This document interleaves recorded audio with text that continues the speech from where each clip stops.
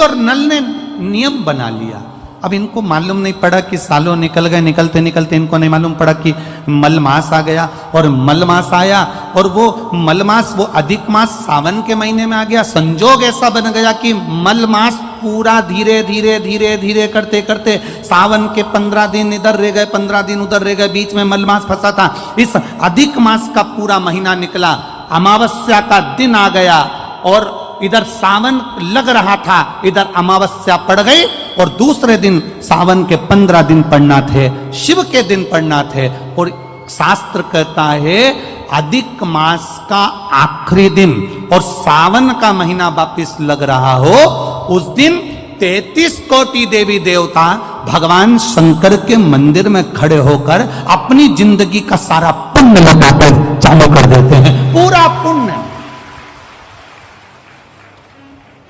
अच्छा चलो, तुम लोग यहाँ मैनपुरी में रहते हो तो गिरिराज जी जाते हो?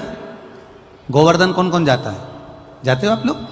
अब रखिए, तो वहां पर अमावस्या पूर्णिमा को लोग भंडारा चलाते हैं। चलाते कि नहीं चलाते? आप लोग तो यहीं रहते हो ना। कहीं कहीं अमावस्या पूनम को अमावस्या पूर्णिमा को भंडारा क्यों चलाते हैं? उसका कारण क्या है? इनने कौन सी कथा सुन रखी है कि अमावस्या पूर्णिमा को भंडारा करो?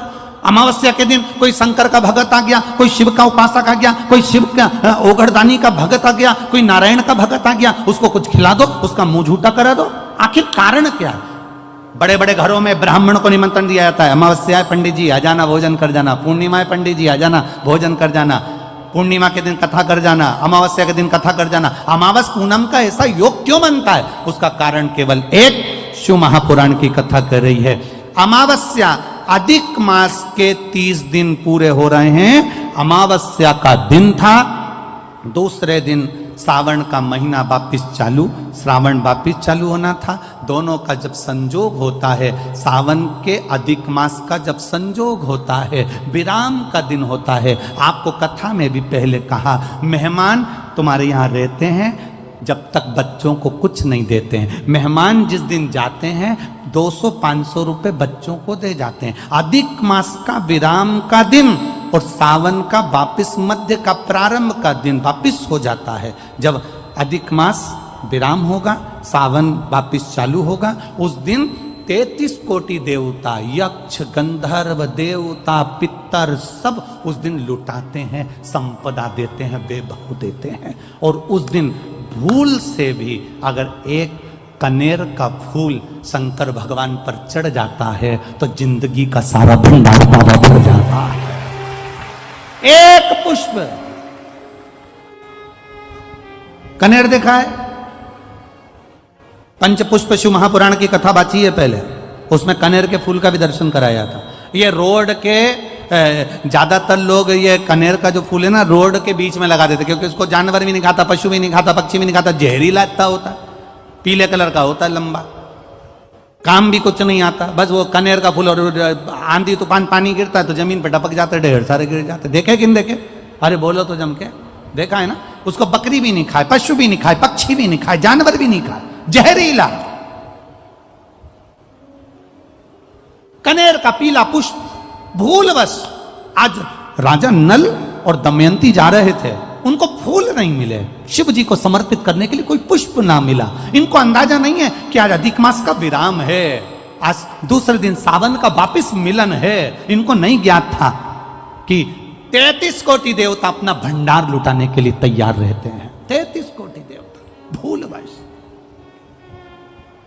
हमसे लोग कह रहे थे, गुरुजी आपने सीहोर की जो कावड़ यात्रा रखी वो 16 अगस्त को रखी, जिस दिन अधिक मास का विराम है और दूसरे दिन वापिस सावन चालू है। कम से कम संडे को रखना था, रविवार को रखना था, तो लोग ज़्यादा आते पहुँचते। हमने कहा, हमें लोगों से मतलब नहीं, हमें संजोग से मतलब है। जिस दिन बाबा को जल चढ़ेगा, कनेर का फूल चढ़ेगा, उस दिन बाबा मेरा कुबेर भंडारी कितना दे जाएगा ये किसी को नहीं मालूम है। उस दिन लोग आने वाले कावड़ियों को कितना खिलाएंगे और उनको क्या मिलेगा यह अंदाजा नहीं है। उस दिन कावड़ यात्रा का जल भरकर हमने सीहोर से रखी 10 किलोमीटर की। आपको भी निवेदन है, आज जो जो फ्री हो, जो उसके पास समय हो और जिसने जिंदगी में एक बार कुबेरेश्वर बाबा की कावड़ ना भरी हो, वो 16 अगस्त दिन बुधवार, शायद बुधवार पड़ना चाहिए, 16 अगस्त को सुबह 9 बजे सीवन का मैया का जल लेकर बाबा कुबेर भंडारी को 10 किलोमीटर दूर, सीहोर से 10 किलोमीटर की दूरी पड़ती है, बाबा का भजन करते हुए, नाम जाप करते हुए, 2 हाथ में सुंदर, या तो तुम कंधे पर कांवड़ ले लो या हाथ में ले लो या बोतल ले लो, बाबा को समर्पित करके एक कनेर का पुष्प दिल से, जो ये दमयंती और नल की कथा कर रही है, भूलवश चढ़ गया, भूलवश, अनायास, मालूम नहीं है कि कनेर का पुष्प चढ़ गया।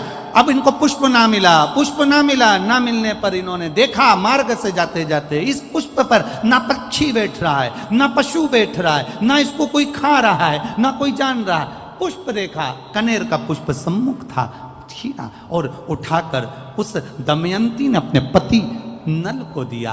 नल ने वो पुष्प देव अधिदेव महादेव को समर्पित किया। समर्पित करा हुआ पुष्प नीचे गिर गया। नीचे गिरा तो वो गिरता हुआ पुष्प अशोक सुंदरी वाली जगह पर जाकर टिक गया। तब अशोक सुंदरी ने देव अधिदेव महादेव से कहा, पिताजी इसने पुष्प मुझे दिया है। शिव कहते हैं ये पुष्प जो मुझे प्राप्त हुआ था, मैंने तुझे दिया था। ये स्थान देवी का हस्त कमल है। आज का दिन 33 कोटि देवता अपना भंडार, अपना पुण्य मनुष्य को देते हैं, इसलिए आज तुम पुण्य दीजिए। सब देवताओं ने मिलकर जब पुण्य दिया, नल का सड़ता हुआ शरीर, काला पड़ा शरीर, रोग से ग्रसित शरीर नल का ठीक हो गया और जो पुष्कर ने धन लिया था वो वापिस राजा नल को प्राप्त हो गया।